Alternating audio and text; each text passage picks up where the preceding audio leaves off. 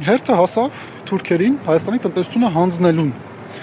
Ընկերներ, ուրեմն սովետական մի մուլտֆիլմ կա, որտեղ Ծույլիկ անբան հերոսը հայտնվում է հեքիաթում եւ այսպեսի մի ձևակերպում է անընդհատ տալիս՝ ի տակ սայդոտ, այսինքն սղացնենք այդ հայելի սենց էլ կարա գնա ու ոչ մի բան իր մոտ չի ստացվում։ Հիմա այդ հերոսի տրամաբանությամբ շարժում են նաև Հայաստանի իշխանությունները։ Ինչ ասում Նիկոլ Փաշինյանը, ասում է դե գլոբալ, հա, միտքն ենք ձևակերպում, դե ջահանդամը թե չեն փակվում ռուսական շուկաները, հենա եվրոպական շուկան մի հատ սուպերմարկետների ցանցը կարա Հայաստանից արտահանվող ապրանքը ամբողջությամբ գնի, իսկ ինչի՞ էս տարիների ընթացքում չէր գնում, այս հարցի պատասխանը Նիկոլ Փաշինյանը չունի, ու նաև Արարատ Միրզոյանը հերոխոսազրույց ունեցավ Մարտակոսի հետ, այսօր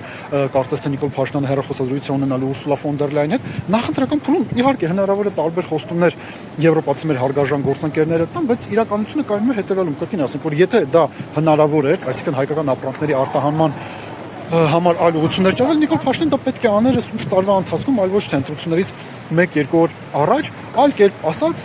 հիմա իրենք փորձել են մարեն քարոզչական առումով հրդեհը, բայց տնտեսական խնդիրները լուծելու հնարավորություն չունեն։ Ժողովուրդ, ուրեմն տեսեք, մենք 142 միլիոնի գյուղատնտեսական ապրանքներ ենք արտահանում Ռուսաստանի Դաշնություն։ Մենք 40 միլիոնից ավելի գումարի արտահանում ենք ծաղիկներ Ռուսաստանի Դաշնություն։ Ռուսաստանից Հայաստան գալիս է 3.6 միլիարդի մասնավոր տրանսֆերներ։ Մենք գազը Ռուսաստանից գնում ենք $177, համաշխարհային շուկաներում 400-ից մինչև $600 գների պարագայում։ Այս ամենը Նիկոլ Փաշինյանը չի կարող կոմպենսացնել, եվրոպացիներն էլ չեն կարող կոմպենսացնել։ Իրենք միասին ձեզ խաբում են։ Ավելին, իրենք ոչ միայն ձեզ խաբում են, այլ իրենք ուզում են հանձնեն մեզ բոլորից թուրքերին։ Պատահական չէր Նիկոլ Փաշինյանի հեռախոսազրույցը Ռեջեփ Տայիպ Էրդողանի հետ, պատահական չէր, որ հայ գործարարները հայտնվեցին Կարսում, հանդիպեցին թուրք գործարարների հետ եւ քննարկեցին գյուղատնտեսական ապրանքների եւ այլնի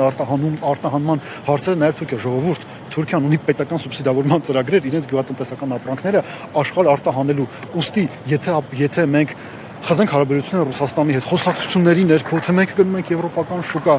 միևնույն ժամանակ բացվի Թուրքիայի հետ սահմանը, Հայաստանից ոչ թե ապրանք չի արտահանվելու, այլ թուրքական ապրանքը լցվելու է Հայաստան, եւ այն գյուղացիները, ովքեր այսօր խնդիր ունեն ապրանք արտահանելու հետ, իրենք ընդհանրապես զրկվելու են իրենց տնտեսություններից։ Մենք մի հատ մեծ նախընտրական խաբկանքի հետ գործ ունենք։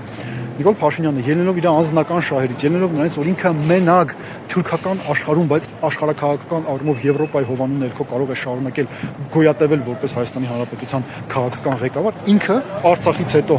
Արցախ հանձնելուց հետո անցնում է նաև Հայաստանի տնտեսությունը թուրքերին հանձնելու։ Դե իսկ եթե դու հանձնում ես տնտեսությունը, դրանից հետո արդեն պետք է փոխվի նաև դեմոգրաֆիկ կազմը Հայաստանի, դրանից հետո Հայաստանն այլևս չի լինի։ Սա այնքան տրամաբանական է։ Այս հարցի լուծումը դուք պետք է տաք հունիսի 7-ին ընտրատեղամասում։